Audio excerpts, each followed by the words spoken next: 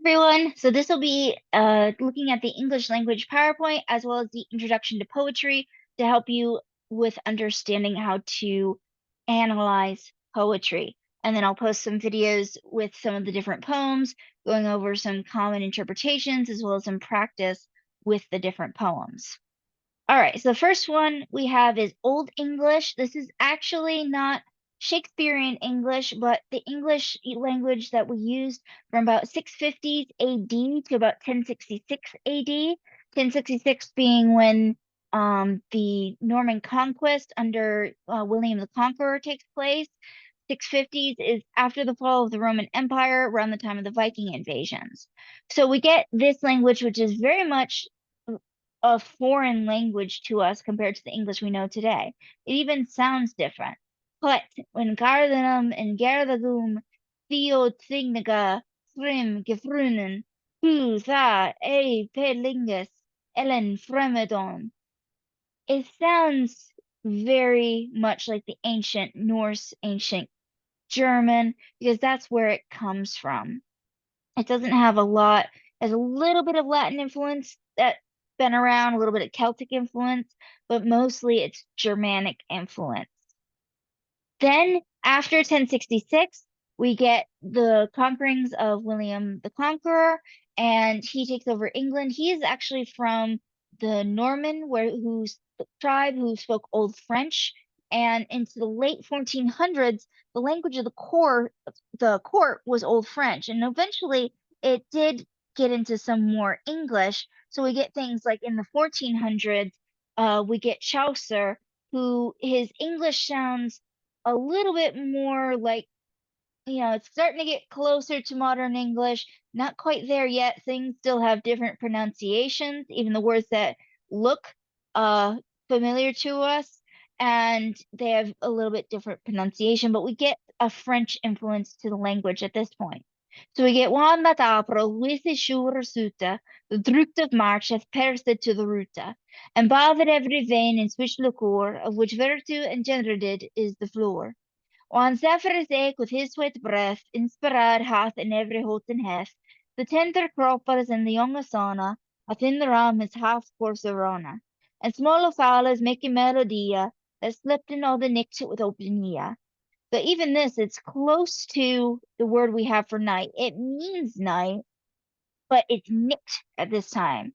Uh, Words like night, not this night, but the knight in shining armor, are connect. Nature in her courages. Courages comes from the French and Latin word for heart. Um, Pilgrimages. This isn't just them trying to make things rhyme. They actually did rhyme at this time period. So we have, if you study the English language during the time that the language has changed, it has changed not just in spelling, but also in pronunciation of vowels. We have the Great Vowel Migration, we have consonant changing all throughout the history of the English language. Then we get Shakespeare's language, which starts about late 1400s to the mid to late 1600s. And this is actually what we call early modern English. You can see that it's still very formal, but it is much closer to modern English. It's just the early version. So you get from Romeo and Juliet, two households both alike in dignity, and fair Verona, where we lay our scene, from ancient grudge break to new mutiny, where civil blood makes civil hands unclean. From forth the fatal loins of these two foes, a pair of star-crossed lovers take their life, whose misadventured piteous overthrows do with their death bury their parents' strife. So you can see it has a lot more normal sounding language, that we know that it was probably pronounced a little bit differently during this time period. And there's plenty of videos online you can look up of how Shakespeare would pronounce things.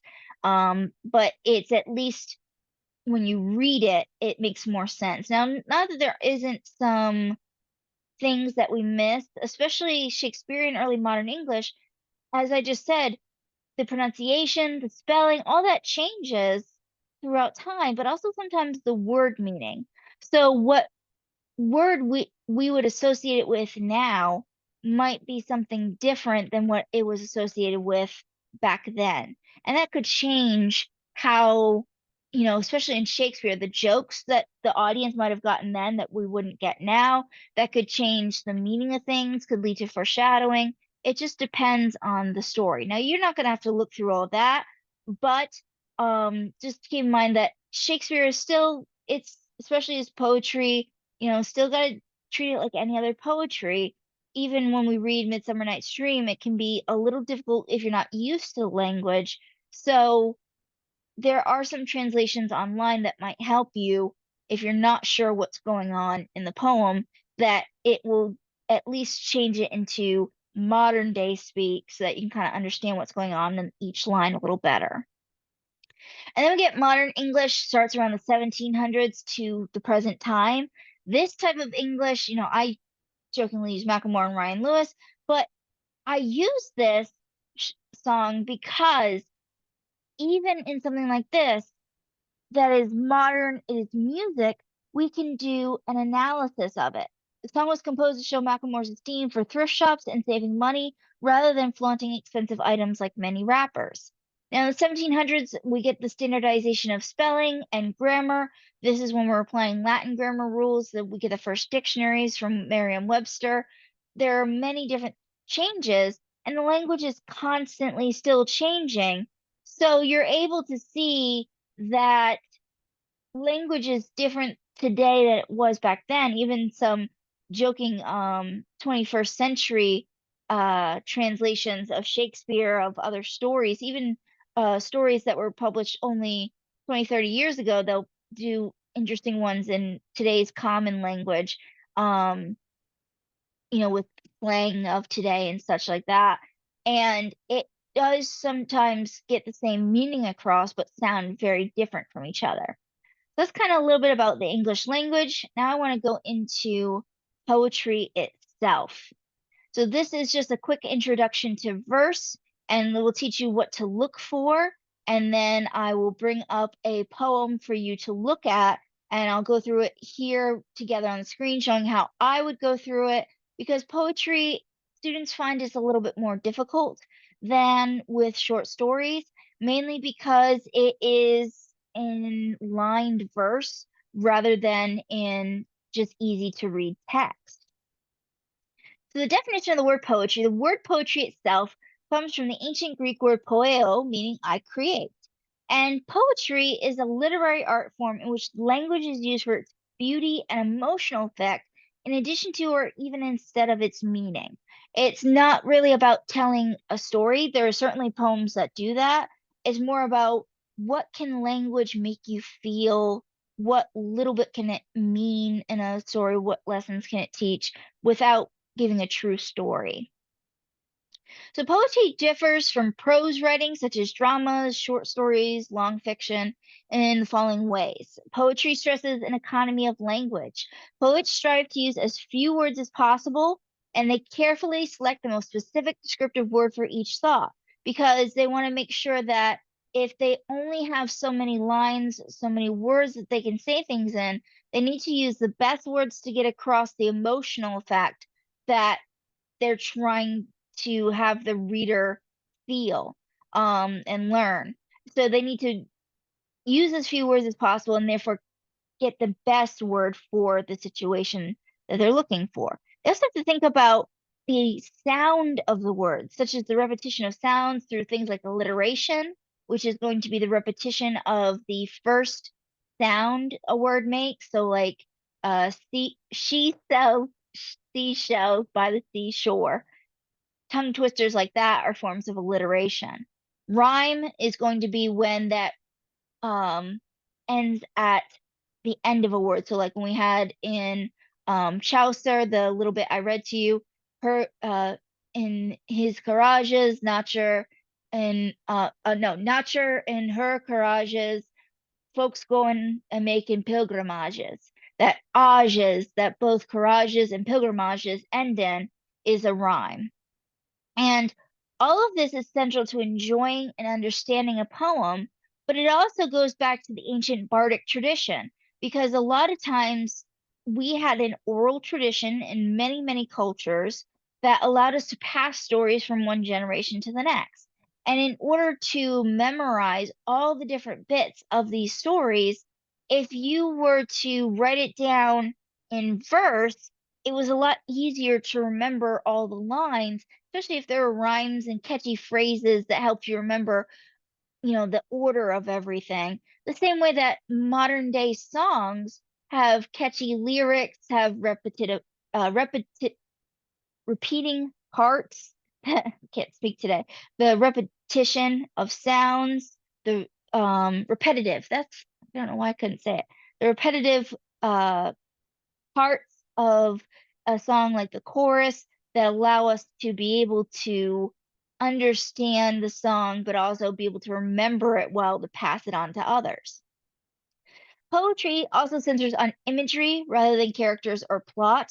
Again, like I said, it's not about telling a story, though there are many stories that do that, but to make you picture something and have an emotional reaction to the image in your mind. So you have epic poems like Beowulf that we just looked at for Old English. Obviously, I just said the uh, Canterbury Tales. You have Milton's Paradise Lost. These are all written in poetry. Even the Odyssey and the Iliad are written in poetry, not prose, but they are meant to have an emotional reaction to to the image in your mind that you're picturing. Some basic poetry facts. The purpose of poetry, like I said, to create an emotional effect on the reader. The structure is where key. The structure of a poem is called its form. So it's not focusing on like linear things like we do with short stories or long stories, but its form is going to be basically its structure of meter and rhyme. So a closed form or fixed form adheres to a specific structure of meter and rhyme. So it has ABAB, CDCD, EE rhyme scheme. It has specifically 10 syllables per line in 5 feet. Things like that are going to be a fixed form, things like a sonnet would be. Then you have open form, which is called free form or free verse. It creates its own structure with no set pattern of meter or rhyme. It can have rhyme, it can have a set pattern of rhyme, it could have a set pattern of meter, but it's usually not going to have both. And the set rhyming pattern is not going to be the same throughout the entire um, poem that you're reading. These are some examples of closed forms. They include the sonnet, 14 lines with the final rhyming couplet, which is if you do the English sonnet. The Italian sonnet is a little bit different. It's still 14 lines, but it's broken up into 8 lines and 6 lines stanzas instead of one stanza of 12 lines and a final rhyming couplet. The sestina is another type of Italian poetic form. It has six-line stanzas and a 3-line conclusion.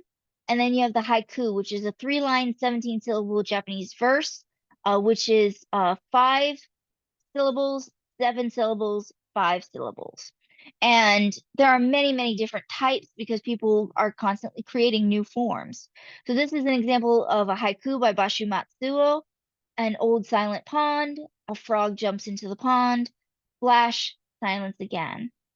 So again, it's more about not necessarily ending on the line, but also looking at what does it make you imagine. So here you can see an old silent pond.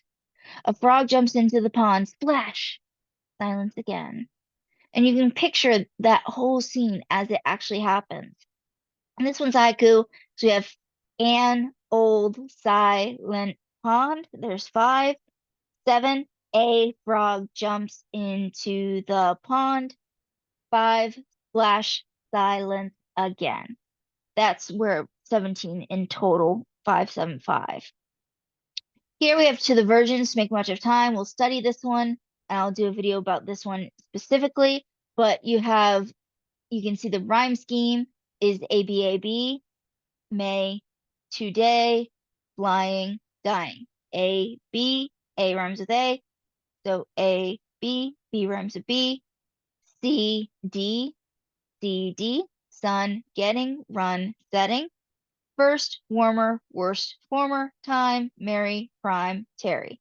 So you can see this one's not quite like a sonnet, but it does have a specific rhyme scheme. It's not a sonnet because it doesn't have that two-line rhyming couplet at the end, but we do see it in Shakespeare a lot with having the sonnet format, and it usually will be one long continuous stanza with a final couplet that would rhyme, the two lines rhyme with each other rather than opposite line rhyming. Open forms may be of any length. They may have an uncommon rhyme scheme or none at all. They may break lines in uneven patterns. They may replicate a shape. So breaking lines in uneven patterns shows that they don't have to have the same amount of syllables per particular one, or similar size and length per line. The most famous open form poet, American poet, is Walt Whitman. He has thought 223 of justice, as if justice could be anything but the same ample law, expounded by natural judges and saviors, as if it might be this thing or that thing, according to decisions. So you can see that it doesn't rhyme, it doesn't have set line schemes. The key thing with poetry is that you do not end a line necessarily as the end, but you read it like you would a normal thing. Even here, gather ye rosebuds while ye may, old time is still a flying, and the same flower that smiles today, tomorrow will be dying. The glorious lamp of heaven, the sun, the higher he's a getting, the sooner will his race be run, and nearer he's to setting. You can see I stop more little pauses with the commas, bigger pauses with these periods. If a period was happening in the middle of a line, like we do here with the exclamation point, and then I have the period, I take a little bit of a briefer pause, but you just keep reading because sometimes it's not just about what's on that line, but what's on the next line as well, as part of the sentence structure that makes up the entire idea. And we also can have ones that take imagery. This one's one of a plane. So you can see the lines are broken weirdly to actually make the shape of a plane. A splutter, a sputter, a click, a whoosh to roar, a shudder, a flick, a push to soar. The wings held steady, the nose held high. The plane is ready to touch the sky. And you can see it's different at every line how you read it, but it really shows the imagery of a plane taking off. Another very famous poem that's like this is Easter Wings. If it's turned on its side, it looks like angel wings or dove wings. More so angel wings. Let me bring it up. Images. Easter Wings. George Herbert is the poet. So see right here, it looks like this. If you change it on its side, it looks like cherub wings or angel wings. Okay, so getting back to this, there are two types of poems that we have. A narrative poem is one that tells a story. These ones are usually going to be the epics of old, poems that recount the accomplishments or heroic figures, typically in expansive settings. Think the Odyssey, the Iliad, Paradise Lost. Even to a small extent, some Shakespeare plays are epic poems because they're stories and dramas written in poetic form. Ballads are poems stemming from the oral tradition, which usually feature a rhythmic scheme and a repetition of phrases. So if you've ever heard things like "Oh Hey Dilly Dilly" as a poem, that is more a ballad.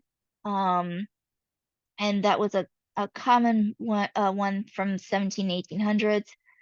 Lyric poems are ones that create a mood or emotion without telling a story that follows plot stages. The majority of poems that you study are going to be lyric poems. Usually, if it's a ballad, it'll say the ballad of, or if it's an epic, it's really, really long. Ballads are also really, really long. Lyrics are going to be a lot shorter. These are some types of lyric poetry. Elegies are poems mourning a person who has died. They are also often given when a person has died and you're giving the eulogy. Sometimes people will write an elegy poem to give during the eulogy, or an elegy might have just a few line poem that's written on a gravestone. That can be done. Odes are poems of praise or contemplation of a person, object, or idea. They could be sad like elegies, but they could also be happy and joyful, because it's meant to praise that person or contemplate that object or idea, or praise that object or idea or contemplate that person. It just depends on what it is that the subject being looked upon. Occasional poems are written to celebrate an event. So these are poems written specifically for one particular event. Think of every time in America we have an inauguration, the poet laureate reads a special poem written specifically for that event. Meditations are poems that examine a philosophical question. And then we also have ones called a dramatic monologue. This is a poem in which an individual, the speaker of the poem, speaks directly to a listener. Now, that listener is not going to be speaking themselves. That's usually what a dialogue is.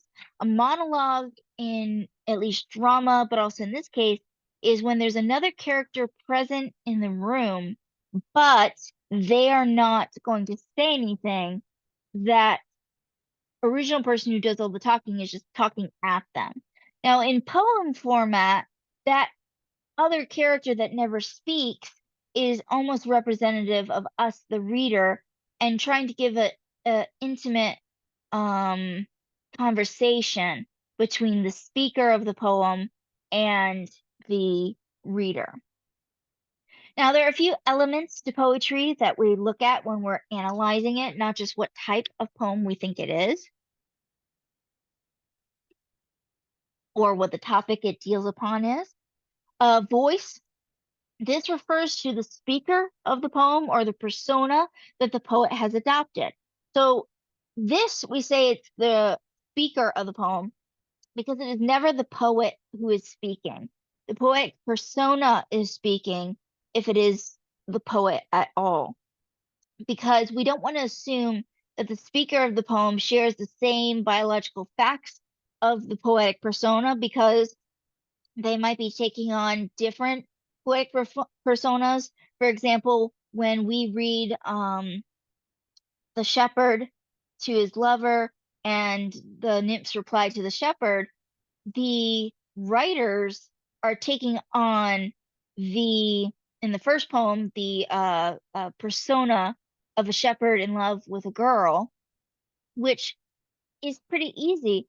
But the second poem, the nymph's reply to the shepherd, is a man writing what the female nymph's reply would be to a shepherd. So he's not just taking on the role of a mythological creature as a persona, but also the persona of a woman responding to a man, which obviously he as a man may not know, what exactly a woman might say, but he's taking on this persona. So we say it's the specific persona that the poet has adopted. The speaker's persona may be a specific individual or character, such as a child, a housewife, a doctor, an athlete. In the case of the ones I just mentioned, a shepherd, a nymph. We'll see a specific character. When we do Robert Browning to My Last Duchess, he takes on the persona of a specific duke, actually from history. It might be a personality type, a shy person, a joyous celebrator, a wise sage. It might be an anonymous individual, someone whom we can't identify in any way. In this case, the speaker is said to remain outside the poem. It's almost like a narrator talking on, that third person fly on the wall type speaker. And the reader must analyze this persona to understand the poem's intended emotional effect and or meaning, because it could change the meaning of the poem depending on who it's given by. When we talk about the shepherd to his love, how would it be if a shepherd who traditionally is poor is offering all these gifts which might seem beyond his means, or at least within his means, but are certainly not fine gifts by any means to some people? And compare that to if you were taking on the persona of a king saying the same thing. That would change the emotional effect and the meaning of the poem. In the same way, um, when we study Do Not Go Gentle into That Good Night, it's from the point of view of a son talking to his father.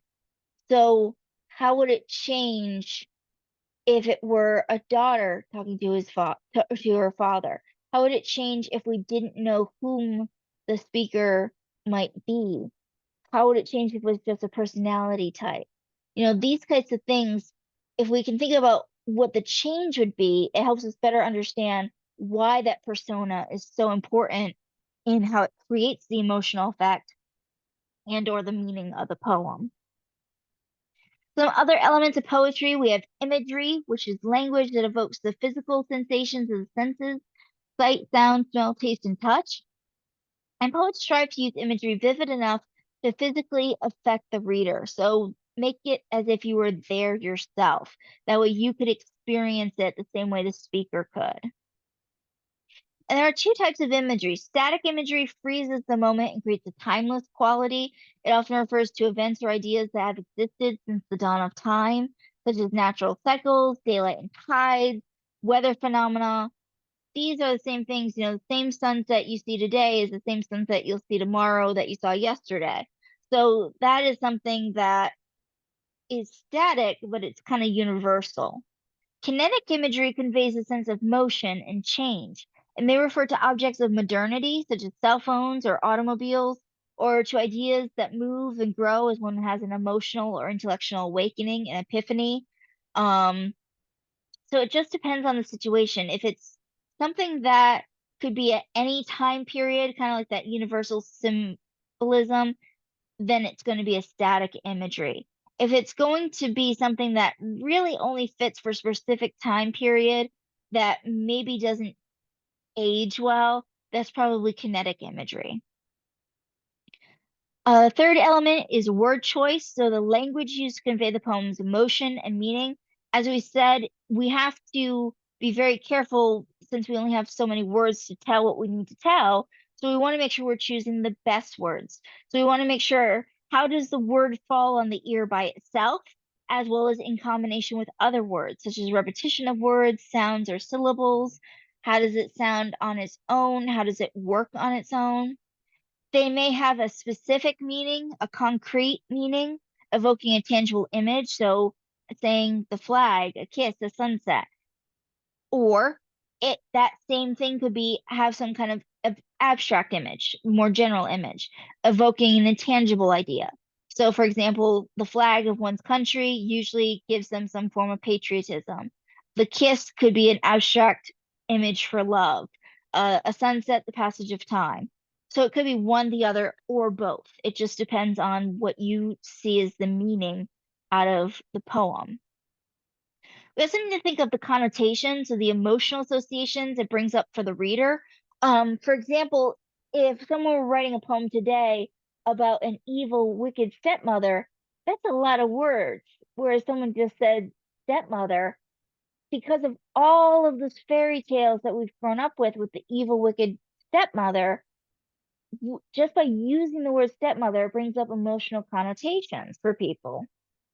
Also, other words, emotional associations, it's not just things that are based on what we know of from stories, but also what emotions might we have with one word or another. A great one I love to show about connotation versus, say, denotation, the dictionary definition, is childlike versus childish. The minute you say someone is being childlike, that's kind of positive emotional feeling with it, maybe neutral. The minute you say someone's being childish, it's automatically sounding negative and bad, and they both mean the same thing, acting like a child. The same way if you say the dog barked, you've heard in some of my videos, my crazy dogs, but it can be very neutral. It could be that they're doing it to be defensive. I have them bark because they're happy, bark because they're scared, bark because they think they're prideful and can scare off thunderstorms. It just depends. But the minute you say a person barked, unless you say with laughter, it's going to be very, very negative. Figures of speech we use, similes and metaphors, both of which are used to compare things that are similar to each other, but a simile, we use the word like or the word as in order to make the comparison. So, my love is like a red, red rose. That phrase uses like to compare love to a rose. Um, it is the east and she is the sun is a line from Romeo and Juliet. That is comparing Juliet and the sun without the word like or as anywhere in the sentence. Personification is when we give human-like qualities to non-human animals or objects. So, like the leaves danced in the breeze. Obviously, leaves can't dance, but it's a lot better than saying they rustled. It was almost like they were dancing. It's just way fewer words to say the leaves dance. And you get a much prettier imagery than the leaves rustled. All of these enhance meaning by creating intellectual associations, by comparisons that help expand the meaning. If you are saying my love is beautiful, that's okay. You say my love is like a red, red rose. Anyone knows that a red, red rose means it's a deep, vibrant red. It's probably very beautiful. They might be saying that it's beautiful, but it has thorns. There's a lot of different emotional connotations with that type of comparison. We also want to think about how words contribute to the rhythm, which is the regular recurrence of sounds in a recognized pattern, such as the beating of a heart, the lapping of waves against the shore. All of this is where we borrow the idea of rhythm from, and we use it to establish a poem's mood, convey emphasis, engage the reader. So if a rhythm allows a poem to be read really slow and gently, and the content is pretty nice, it's kind of relaxing. Whereas if it talks really, really fast, you go through the lines really, really fast, you can hear the difference in the rhythm. It makes a difference in how you perceive the text, how you perceive what's going on. And also sometimes it can engage the reader by being faster than being slower. It can uh, create some kind of emphasis if a part reads through a little bit faster than the rest of the poems. And then the meter itself is the stressing of certain syllables to achieve an effect. A meter divides a poem into feet. So basically, feet are groups of stressed and unstressed syllables. The most common is the iambic pentameter. Iambic just means that the first syllable in a line is stressed, the second syllable is not. So that's the iamb. And pentameter means there are 5 feet in a line or 10 syllables per line. And just like with short stories that we talked about with symbolism, symbolism is in poetry as well. Because again, if you're able to say one little symbol in your poem, then you're able to bring up a whole host of associations that people can have if without having to actually say all of those things. Because images or ideas that carry meanings often carry meanings beyond themselves. So it they usually will rely on ideas readers are already familiar with, so they can save words and still know that the reader will bring those associations to what is written. Uh, Again, symbolism is going to be universal, cultural, or specific. It's that image that represents something larger than its literal self. Things like the rose for uh, love, the sunset for time. These are still going to be universal symbols. Cultural might be specific, like the rosary bead is a cultural symbol in Hills Like White Elephants. In the same way, there might be ones that are cultural symbols that you may or may not pick up on, or there may be specific symbols for a specific poem. It just depends. Allegory, we had talked about with short stories, and it can be in a poem as well, is a story that presents a message by using people, places, or things that stand for abstract ideas. Allusions are very common. It's a brief reference to a person, place, or event that the reader will recognize. It is a shorthand way of communicating a lot in one word or phrase. And a lot of times these allusions will be to either a famous person, a famous place, or a famous event, something that everybody who reads the poem is going to pick up on really quickly, not one that you're going to have to study. Now, it depends on the situation. Um, there are people who are famous for their time period that when the writer was writing or the poet was writing the poetry, that poem, its audience probably didn't have to look things up, whereas we might have to in order to understand the association. Myth is also a common thing that is alluded to. So they'll mention specific characters or events of a myth in order to bring up those associations in your mind with that story that expresses some religious, philosophical, moral, or political values of that culture. And when a writer draws on myth, they're drawing on our deepest cultural associations and the underpinnings of our sense of cultural identity.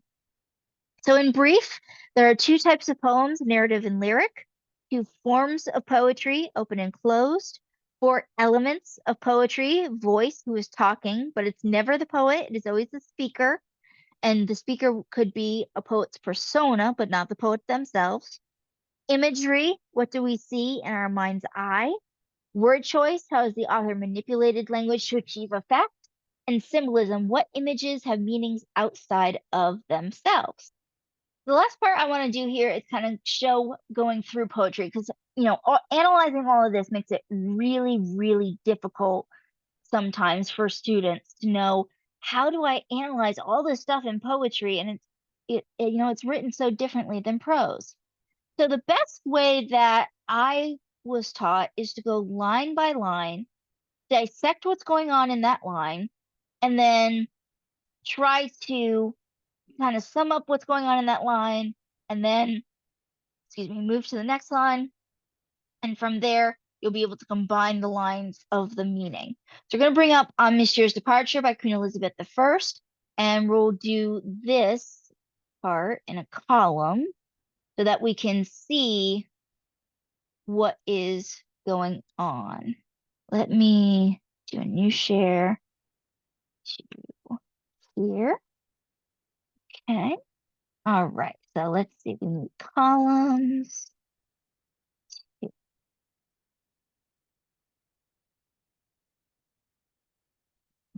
Page. First page is columns to write out what's going on. There we go. Okay. So we have in the first line here. Yep. There we go. I grieve and dare not show my discontent. So again, it's not going to be Queen Elizabeth I who is literally writing. She wrote the poem, but she is not the one speaking. The speaker is going to be the poetic persona,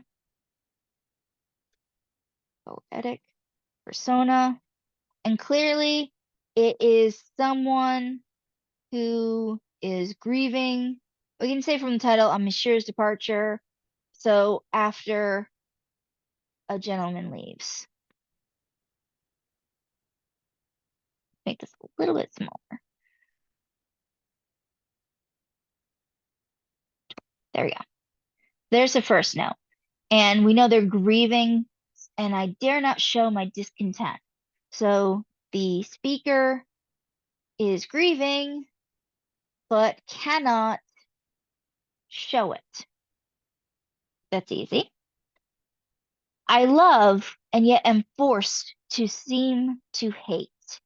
So in this line, I see the speaker is in love and yet am forced to seem to hate.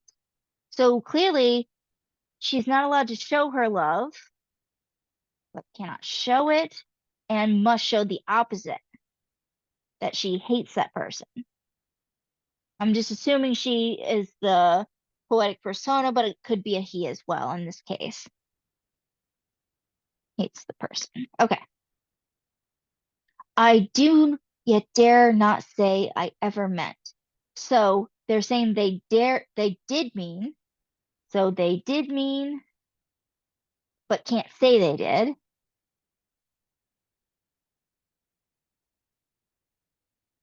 I seem stark mute, but inwardly do prate. Prate is old word for like the mind racing and chittering and chattering a lot. So I seem quiet on the matter, but inside my mind is racing with thought. I can't say they meant. So probably, going back to the previous line, 'cause again, this comma is a brief pause, but it's not the end of the sentence until we get to pray. So I grieve and dare not show my discontent. I love and yet am forced to seem to hate. I do yet dare not say I ever meant. I seem stark mute, but inwardly do prate. So we can say here they they probably did mean to love, but cannot ever say they meant to fall in love. And we can see here discontent, meant, hate, prate, burned, turned. So these two rhyme with each other. So we have here A, B, B, oh, A, B, A, B, C, C in this first particular stanza as our rhyme scheme. I am and not. I freeze and yet am burned. Since from myself, another self I turned. So from here, it's showing the opposite. I am and not. I freeze and yet am burned. So showing the opposite. So they seem like they're okay, but they're not. They are feeling all these different emotions. Since from myself, another self I turned. So that could be that from themselves, the speaker, they turned another part of themselves away. Like I hid the true part of myself and am putting on a show for everyone. Or it could be since I turned away my lover. So, you know, I feel and show two different things because I turned away my lover. Okay. Second stanza. So we kind of get their grieving, and why they're grieving is because they had to turn away their lover. They have to pretend that they don't love that person, that they hate that person. Their mind is racing because they did mean to fall in love, but they can't say that they did. And all of this is causing emotional turmoil for them. My care is like my shadow in the sun, follows me flying, flies when I pursue it. So if we think about the way the sun moves throughout the day, it causes our shadow to move throughout the day. So they're saying that my care, whether that be love for the lover, my care for the matter, moves constantly with like my shadow. So that's easy by saying this metaphor. My care is like, that lets us know that's a simile. My care is like my shadow in the sun. That allows us to picture the moving constantly. Follows me flying, flies when I pursue it. Stands and lies by me, doth what I have done, or doeth. So it does whatever we do. So follows me flying, flies when I pursue it, lets us know again, moves constantly like my shadow, stands and lies by me, do what I have done, mimics my every move. Oops. All right. His too familiar care do make me rue it, or does make me rue it. So his too familiar care. This could be that he never really that his love was too familiar, which means at this time period that as they are dating, not actually or maybe courting each other, they haven't started officially, you know, proposing to each other. Um So he is he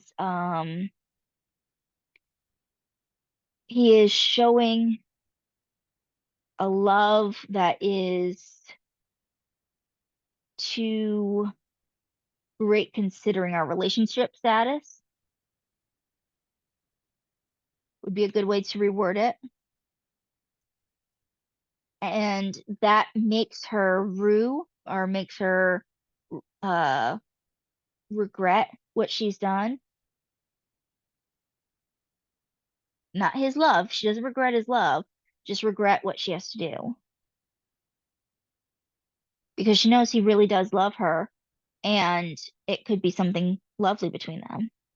No means I find to rid him from my breast till by the end of things it be suppressed. Basically, nothing will cause me not to love him. Nothing will take him off my mind. This is something that is a kind of universal idea that, anytime we have to break up with someone that we still love them, but it's, for one reason or another, we have to break up that relationship. It, we regret having to do it because, especially if we're broken up with, you know, we we feel that, oh my God, we're never going to be able to move on from the thoughts of that person. So they will always, or he will always be on the speaker's mind and in her heart till by the end of things it be suppressed. Usually the till by the end of things was a great um euphemism for until death is when things would be suppressed. So at that point he'd finally be off her mind. Okay? Some gentler passions slide into my mind. So here it sounds like she's begging anything else to think about. Let me think about anything else with, you know, gentler passion with, that I may like rather than love. For I am soft and made of melting snow. So right now she's feeling very vulnerable because that would be, very soft. But if it is a she who's speaking, then, at this time period, women were considered soft in love. So that could be as well. Uh, and- or be more cruel, love, and so be kind. So she's asking love, please be cruel to me in order to help me get him off my mind. When someone does us wrong in our relationships, sometimes it's easier to get them out of our minds and our hearts because now that we don't care anymore, like what do we care what happens to them? They did us dirty. That might be a little bit cruel and we're going to be upset, but in the end, it's kinder than pining after them forever. Let me or float or sink, be high or low.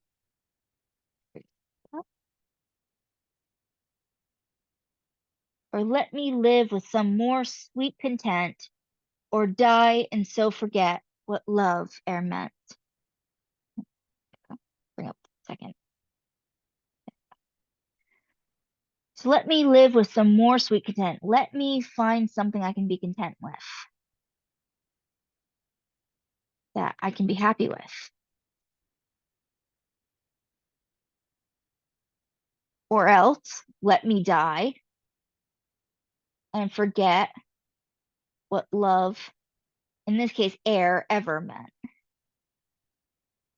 So in this particular case, she's saying it would be so much easier to die and never have known what love meant than to deal with this pain for the rest of my life. So we've got our speaker, it's our poetic persona. We picked out, some things. My care is like my shadow in the sun. That's a simile. There's a lot of different good wording here that we can do. This, like I said, the simile allows us to make associations. The emotion that we feel, Queen Elizabeth lived from the 1500s to the early 1600s. And yet now in 2023, many people could still feel this, you know, deep heartache that she feels. It's a universal feeling. So again, it's not necessarily to say, I just want to write down what my feelings are. It's to make the reader feel what the speaker is feeling as well. And, a little dramatic of, hey, let me,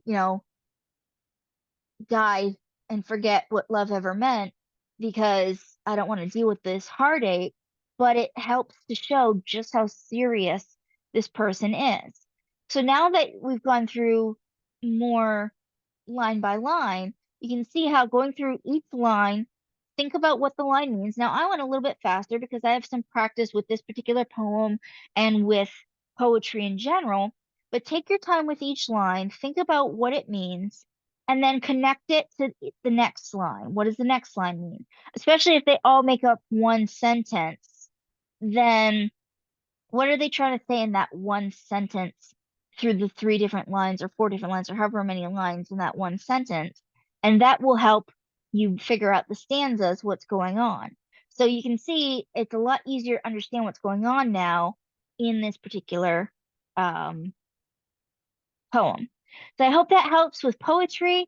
And like I said, I'll post some videos, some longer videos with a mixture of the different poems that we'll be studying, doing just like this, where I kind of show this is what scholars say are some are some meanings to the poem, what's being said, what is meant, but you may have different interpretations of the poetry. So do your best with the poems. I want to see your interpretation. What do you get? What do you think the poem's saying? What do you think the emotions of the poems are that it's meant to convey? What are you getting out of the poem? And then you can study over what scholars say they get out of the poem. And that way it'll help you kind of compare and contrast between the two, which will help you for your poetry essay. And I'll post a short video on the poetry essay going over how to do it as well. All right, thanks and have a great day.